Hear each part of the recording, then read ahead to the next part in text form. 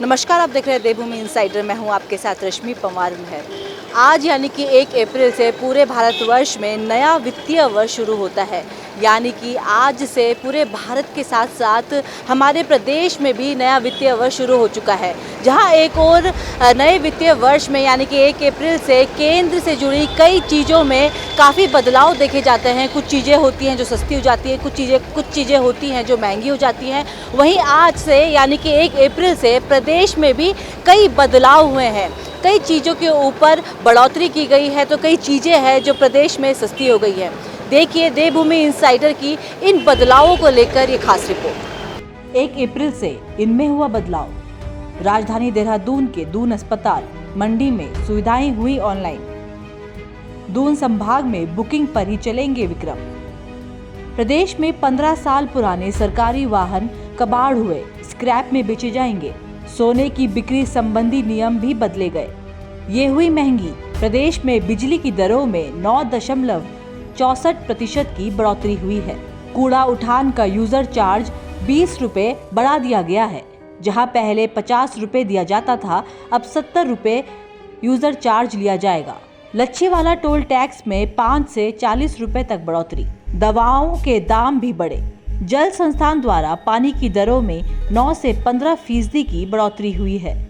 ये हुई सस्ती। प्रदेश में हाउस टैक्स पर छूट मिलेगी। शराब की बोतलों में 100 से 300 रुपए तक कमी आई है। वहीं प्रदेश में सरकार और विपक्ष दोनों का इन बदलावों को लेकर क्या कहना है, आइए सुनते हैं। देखिए, बढ़ती हुई अर्थव्यवस्थाओं में आय भी बढ़ती है, रेट भी बढ़ते हैं, क्योंकि मांग और पूर्ति का नियम आर्थिक क्षेत्र में लागू होता है। जब मांग बढ़ती है तो रेट भी बढ़ते हैं, लेकिन रेट उस तरह नहीं बढ़े। आज पूरे विश्व की अर्थव्यवस्थाओं को देखें तो भारत की अर्थव्यवस्था सबसे अधिक मजबूत अर्थव्यवस्था है। हमारा इन्फ्लेशन बाकी देशों से कम है। हमारा जीडीपी प्रोग्रेस बाकी देशों से ज़्यादा है। महंगाई पर पूर्ण नियंत्रण है, ऐसा नहीं है। लेकिन विपक्ष को कुछ ना कुछ कहने के लिए चाहिए। आज जनता भी उसको समझती है कि जनता का चहुमुखी विकास जो हो रहा है उसमें, और महंगाई पर जिस ढंग से नियंत्रण है, सरकार हमेशा एक्टिव रहती है महंगाई को रोकने के लिए। आरबीआई भी हमारा समय समय पर अपनी मौद्रिक नीति जारी करता रहता है, उसके सुपरिणाम आते हैं।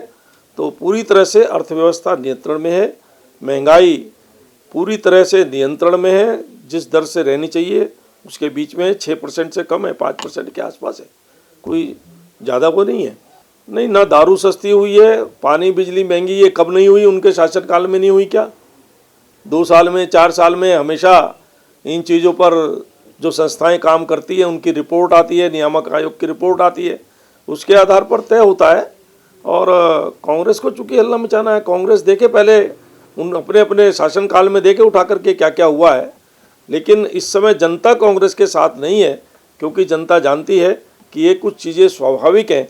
जिस प्रकार का मुख्यमंत्री जी ने विकासोन्मुख बजट प्रस्तुत किया है और हर वर्ग उससे खुश है, तो उसके बीच में भ्रम फैलाने के लिए कांग्रेस ऐसा व्यवहार करने का प्रयास कर रही है, ऐसा दिखाने का प्रयास कर रही है जिसमें कोई सत्यता नहीं है और पब्लिक का उनको सहयोग नहीं मिल रहा है।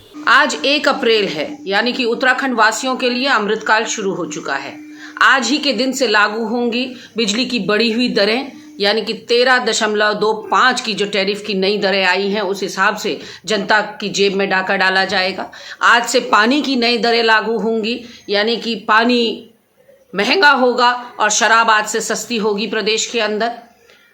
और रोडवेज यानी कि परिवहन का भी किराया महंगा कर दिया गया है, तो वो एक अलग से खर्चा।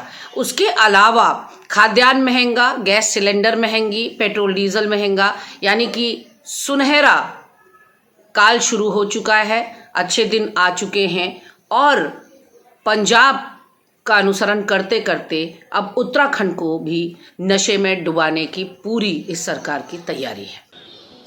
प्रदेश में जितनी भी बेसिक चीज़ें हैं यानी कि जो मूल चीज़ें हैं, बिजली, पानी, कूड़ा उठाने वाले यूज़र चार्ज, उनमें बढ़ोतरी आई है। वहीं देशी और अंग्रेजी शराब की कीमतों में कमी देखी गई है। वहीं अगर बदलावों की बात करें तो आज यानी कि 1 अप्रैल से प्रदेश में कई बदलाव लागू होने वाले हैं। अब देखना यह है कि प्रदेश की जनता इन बदलावों को किस तरह से देखती है। कैमरामैन आकाश श्रीवास्तव के साथ रश्मि परमार में देवभूमि इनसाइडर। आज ही डाउनलोड करें देवभूमि इनसाइडर।